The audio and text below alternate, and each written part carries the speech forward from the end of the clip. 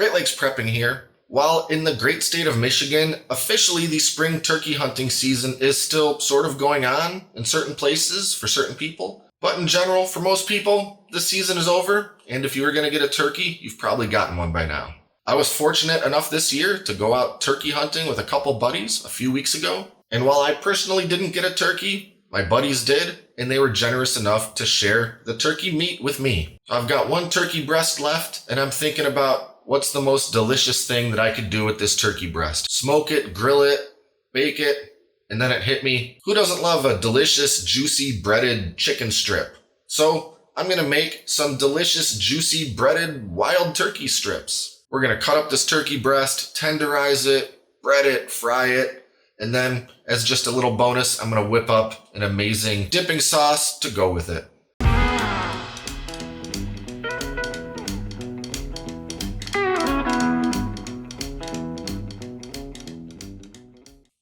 Alright, so here we have the turkey breast that we're going to turn into some delicious turkey tenders. And we did a pretty good job cutting this thing up out at the camp when this turkey was first butchered, but I'm going to do a little more cleaning up. I want to get some of these big pieces of fat off of there, just like I would with any kind of chicken breast.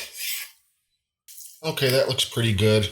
The thing about wild turkey breast is it's going to be a little bit more tough than something that we would have raised on a farm or bought in a grocery store. So I'm just going to go to it with the meat tenderizer a little bit. I'm not really trying to mash this and flatten it all out. I just want to tenderize it a little bit.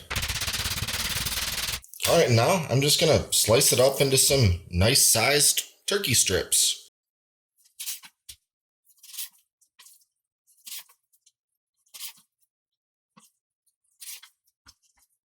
Now these are going into a bowl, and then I'm going to cover it with whole milk and soak it. Cover that bowl with some plastic wrap and put it in the fridge so that turkey can soak for about an hour or so.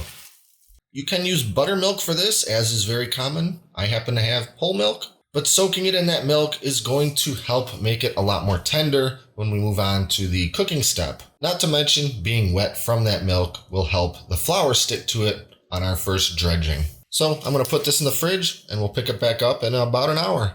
And while we're waiting for that, there's no better time than now to make our dipping sauce. And today we're making one of my absolute favorites, and that's a spicy ranch dipping sauce. It's super simple. There's just a few ingredients. We'll start off with some sour cream, a couple spoonfuls of whole milk,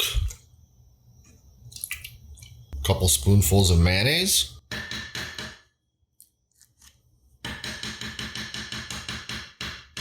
some dry seasonings, onion powder, garlic powder, dill weed and black pepper, and sea salt, about a tablespoon of lemon juice.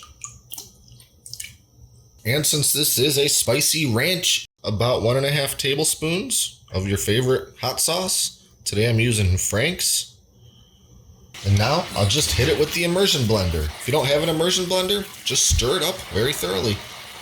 And that's it. I'll go ahead and put this in the fridge until we're ready for it. All right, we're ready to move on and start breading our turkey strips. So I'll start with about 1.5 cups of all-purpose flour. And I'll add some dry seasonings to the flour because it's there that we get so much of the flavor for a good fried turkey or chicken or whatever you're doing. And I'm just gonna sort of eyeball it and throw in what I like to mix with my poultry breading mixture. Some onion powder, garlic powder, a little seasoned salt, black pepper, lots of paprika, and for just a touch of heat, a little bit of red cayenne pepper. We'll mix that all together very well so it's all evenly incorporated, and our flour dredge is ready. And the last thing we need is a couple beaten eggs. Now before I start the actual breading of these turkey strips, I want to get my oil starting to heat up. I need to bring it up to about 375 degrees, and it's going to take a little while to get there. So we'll get that started and then move back inside and start breading. After letting the excess milk drain off of each piece, I'm going to go ahead and toss it into the flour. I'll just do 2 or 3 pieces at a time. Want to make sure that every piece is very nicely coated in the flour. Then we're moving over to the egg.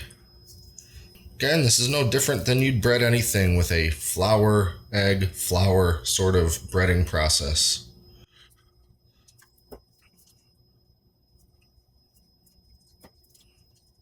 That double flour is going to give us an extra crispy, thick, crunchy breading that I think everybody pretty much loves. When everything's nicely coated in that second layer of flour, we'll move it over to the plate and go on to the next batch of 2 or 3 pieces.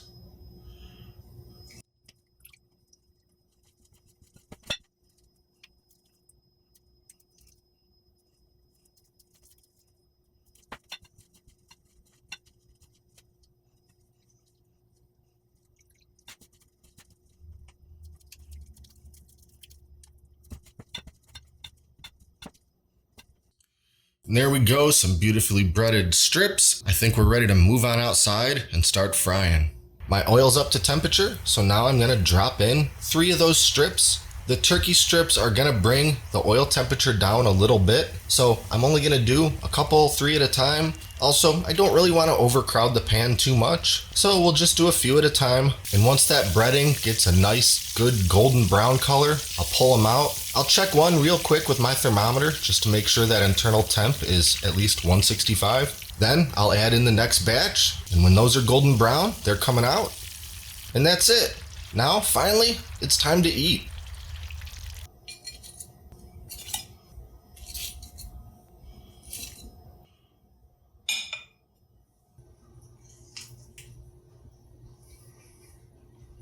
That right there is some deep fried goodness. So maybe you don't happen to have any wild turkey breast on hand.